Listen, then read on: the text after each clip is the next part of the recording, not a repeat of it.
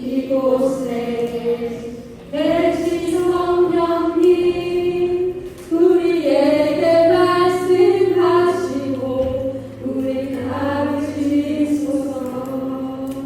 닫힌 우리 맘 열어주시고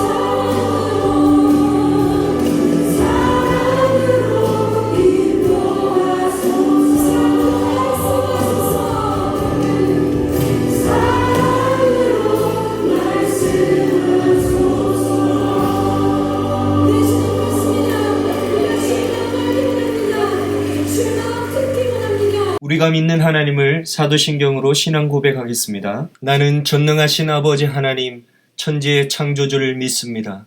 나는 그의 유일하신 아들, 우리 주 예수 그리스도를 믿습니다. 그는 성령으로 잉태되어 동정녀 마리에게서 나시고 본디오 빌라도에게 고난을 받아 십자가에 못 박혀 죽으시고 장사된 지 사흘 만에 죽은 자 가운데서 다시 살아나셨으며 하늘에 오르시어 전능하신 아버지 하나님 우편에 앉아 계시다가 거기로부터 살아있는 자와 죽은 자를 심판하러 오십니다. 나는 성령을 믿으며 거룩한 공교회와 성도의 교제와 죄를 용서받는 것과 몸의 부활과 영생을 믿습니다. 아멘. 하나님 아버지 감사합니다. 오늘 영상으로 예배드릴 수 있도록 친구들의 마음을 허락해 주심을 감사를 드립니다. 집에 있는 시간이 많아져서 편안함에 예배에 소홀해지지 않도록 도와주세요. 코로나로 친구들을 마음껏 만날 수 없고 마음껏 뛰어놀 수는 없지만 어디에 있든지 우리 친구들과 동행하여 주세요. 오늘 말씀 전하시는 목사님께 성령 하나님 함께하여 주시고 오늘 말씀을 통하여서 우리 친구들 큰 은혜 받는 시간 되게 도와주세요. 예수님의 이름으로 기도드립니다. 아멘. 그때쯤 되어 이 도로 말미암아 적지 않은 소동이 있었으니 사도행전 19장 23절 말씀. 오늘 저는 여러분과 함께 3차 전도 여행 에베소에서 일어난 소동이란 제목으로 말씀을 나누고자 합니다. 자신이 가본 최고의 도시가 있나요? 다양한 곳이 있을 거예요. 그런데 오늘 말씀에 전도 여행을 다니는 분이 계세요. 바로 사도 바울 선생님이세요. 바울에게 가장 기억에 남을 전도 여행지는 어디일까요?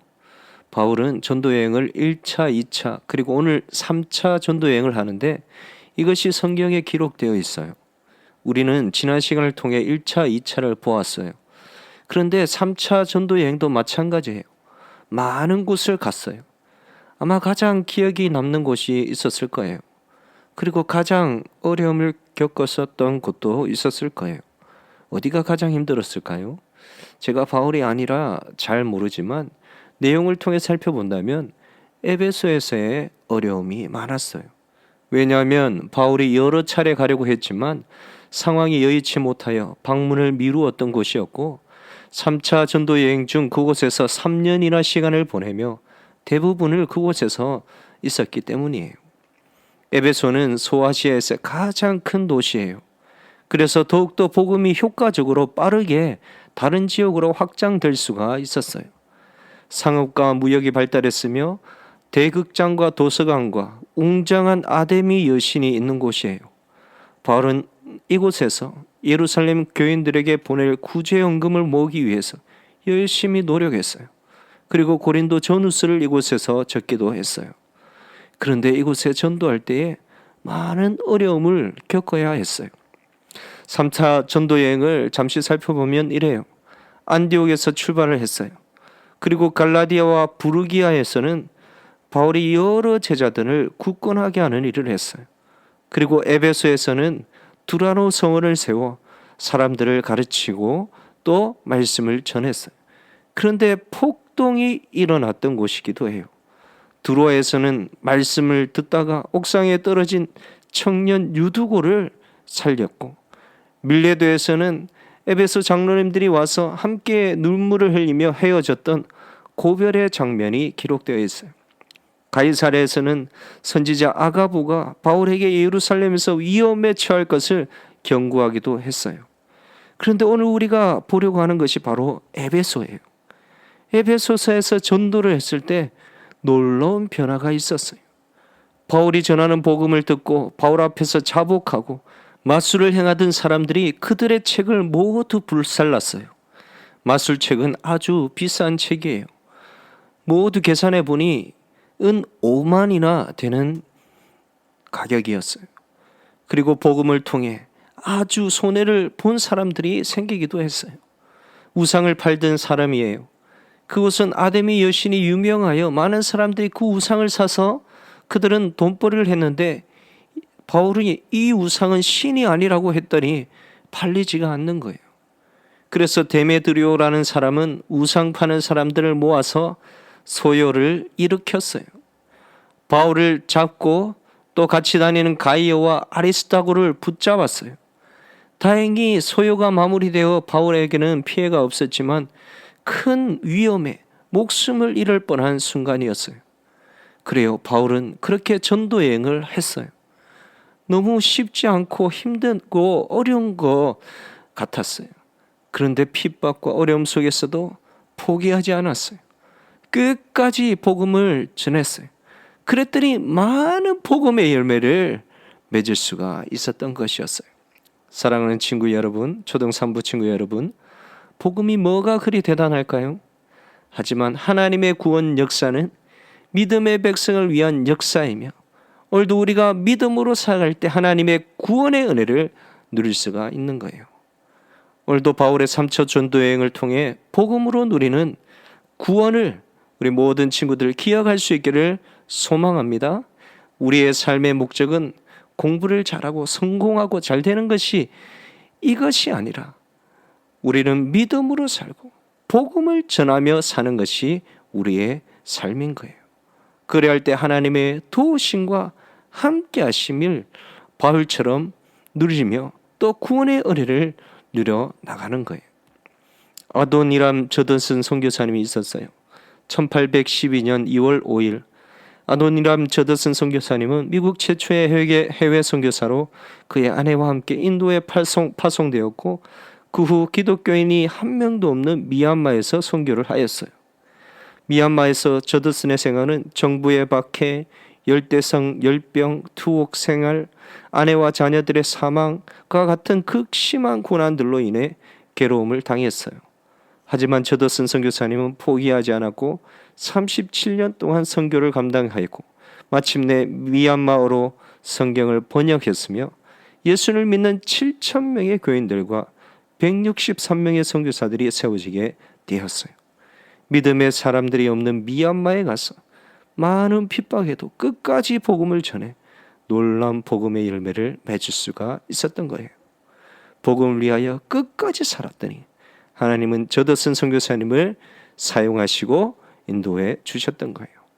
사랑하는 초등산부 친구 여러분, 복음을 위하여 우리 모든 친구들도 끝까지 살아갈 수 있기를 바랍니다. 그래야 하나님의 능력을 경험하며 쓰임받는 주님의 백성이 다 될 수 있기를 바랍니다. 복음을 위하여 살았던 사도 바울처럼 아도니람 저더슨 선교사님처럼 복음으로 살았어 하나님의 축복을 누리며 함께 하시는 복된 삶이 초등산부 모든 친구들 가운데 있기를 예수님의 이름으로 축복합니다. 사랑의 하나님, 바울의 3차 전도 여행을 보았습니다. 복음을 위하여 살아갈 때 도우시는 은혜를 누리게 해 주세요. 예수님의 이름으로 기도드립니다. 아멘. 우리 친구들, 예수님이 가르쳐 주신 기도로 예배를 마치겠습니다.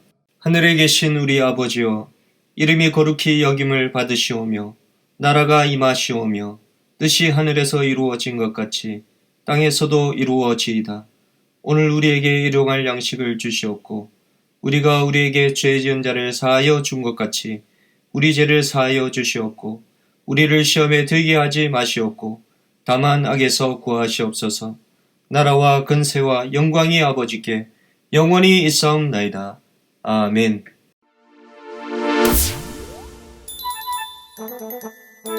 우리 친구들, 이번 한 주도 미션이 있어요. 복음을 위한 삶을 살고 있다면 우리 선생님들에게 얘기해 주세요. 소정의 선물을 드리도록 하겠습니다.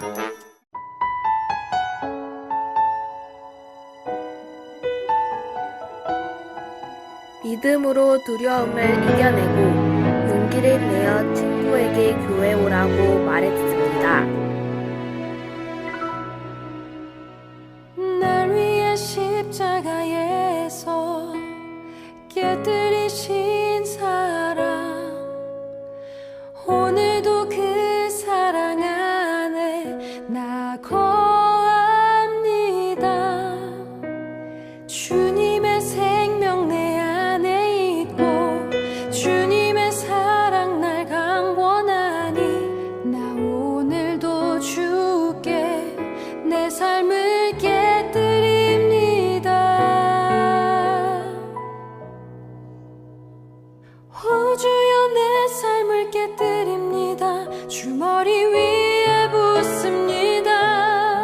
한밤중에 바울과 실라가 기도하고 하나님을 찬송하며 죄수들이 듣더라. 사도행전 16장 25절 말씀. 아멘.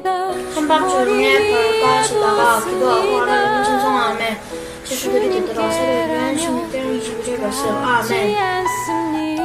한밤중에 바울과 실라가 기도하고 하나님을 찬송하며 죄수들이 듣더라. 사도행전 16장 25절 말씀. 아멘.